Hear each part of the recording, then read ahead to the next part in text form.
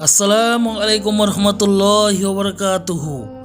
আজকে আমরা শুনব বেশি হাদিস মুখস্থকারী সাহাবী আবু হুরায়রা রাদিয়াল্লাহু তাআলা আনহু।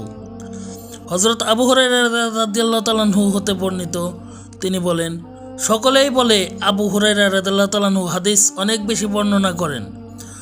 মুহাজির ও আনসার সাহাবীগণ মিলেও রাসূলুল্লাহ সাল্লাল্লাহু আলাইহি সাল্লাম হতে ওই পরিমাণ হাদিস বর্ণনা করেননি যে পরিমাণ হাদিস আবু হুরায়রা রাদিয়াল্লাহু তাআলা আনহু বর্ণনা করেন। আবু হুরায়রা রাদিয়াল্লাহু তাআলা আনহু বলেন, আল্লাহ নিকট আমাদের সকলকে হাজির হতে হবে। কুরআন শরীফের দুটি আয়াতের প্রতি লক্ষ্য না করলে আমি হাদিস বর্ণনা করতাম না।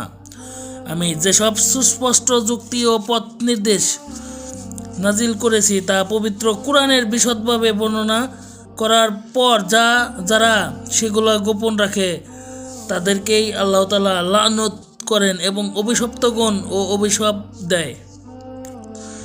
কিন্তু যারা তওবা করে ও আত্মসংশোধন করে এবং সব কথা প্রকাশ করে দেয়, আমি তাদের তওবা কবুল করে থাকি। যেহেতু আমি আল্লাহ তওবা কবুলকারী ও পরম দয়ালু। আবু হুরায়রা রাদিয়াল্লাহু তাআলা আনহু আরও বলেন, অবস্থা এরূপ ছিল যে আমাদের মুহাজির ভাইগণ বাজারে বেচা কিনায় ব্যস্ত থাকতেন আর আমি সর্বদা রাসূল পাক সাল্লাল্লাহু আলাইহি সাল্লামের সাথে থাকতাম। অন্যরা যখন অনুপস্থিত তখন আমি উপস্থিত থাকতাম। অন্য সাহাবীরা যা স্মরণ না রাখতো আমি তা স্মরণ করে রাখতাম।